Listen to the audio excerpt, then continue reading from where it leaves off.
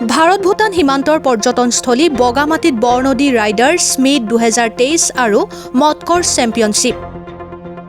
Green track and এডভেঞ্চাৰৰ উদ্যোগত Bodoland tourism আৰু দাউৰাঝাইৰ ইক' tourism ছ'চাইটিৰ সহযোগত 29 আৰু 30 এপ্ৰিলত দুদিনীয়াকৈ অনুষ্ঠিত হয় বাইক ৰাইডাৰ্ছ আৰু মটকৰ্ছ প্ৰতিযোগিতা। পুৱা BTR পৰ্যটন বিভাগৰ কাৰ্যবাহী সদস্য ডক্টৰ ধৰ্মনাৰায়ণ দাসে ফ্লেগ অফ কৰি শুভাৰম্ভ কৰে ৰাইডাৰ্ছ মিট 2023-ৰ। দুঃসাহসিক ক্ৰীড়াক জনপ্ৰিয় কৰা আৰু পৰ্যটন মানচিত্ৰত বগামাটিক বিশ্ব দৰবাৰত তুলি ধৰাৰ উদ্দেশ্যে তৃতীয়বাৰৰ বাবে আয়োজিত হৈছে এই চেম্পিয়নশ্বিপ। অংশগ্ৰহণ কৰিছে ছিকিম, মেঘালয়, মণিপুৰ, মিজোৰাম, অৰুণাচল আদি কেইবাখনো ৰাজ্যৰ খেলুৱৈসকলে। বিজয়ীসকলৰ বাবে 2 লাখ টকাৰ বিজয় পুৰস্কাৰ ৰাখিছে গ্ৰীণ ট্ৰেক এণ্ড এডভেঞ্চাৰে। এই ইভেণ্টটো আজি বহুত দিনৰ পৰাই ইয়াতে হৈ আছে। আজি এইটো চতুৰ্থ। তো এই ইভেণ্টটোত আমাৰ এতিয়া কেইবাটাও ক্লাছ আছে। এইটো এক্সপাৰ্ট ক্লাছ আছে, যিখিনি পুৰণা ৰাইডাৰ তেখেতসকলে এক্সপাৰ্ট ক্লাছ চলাব। এটা 2 ষ্ট্ৰ'ক বাইকৰ ক্লাছ আছে, এটা নভিছ ক্লাছ, যিখিনি নতুন ৰাইডাৰ উঠি অহা ৰাইডাৰখিনি তেওঁলোকে নভিছ ক্লাছটো চলাব, আৰু এটা স্কুটি ক্লাছ আমি ৰখা হৈছে। স্কুটি ক্লাছটো হেৰি হ'ব, আৰু গোটেইকেইটা ক্লাছৰে আমি 2টাকৈ মটো দিম। 2টা মটো মানে কি, এবাৰ যিটো চলাব তেতিয়া তেওঁলোকক আমি 6 লেপৰ পৰা 10 লেপলৈকে চলাব দিম।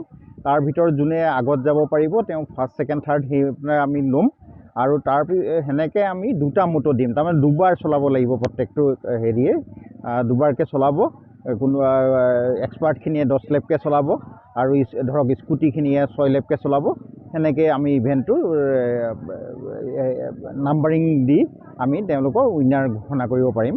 আৰু এই ইভেণ্টটোৰ পৰা আমাৰ নেশ্যনেল ইভেণ্টত আমাৰ অলৰেডি আমাৰ মেঘালয়ৰ বান্তায়ে চলাই আছে।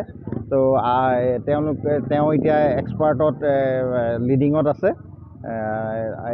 যোৱাবাৰ তেওঁ নেশ্যনেল চেম্পিয়নশ্বিপ আমাৰ নৰ্থ ইষ্টৰ পৰা তেওঁ হৈছে।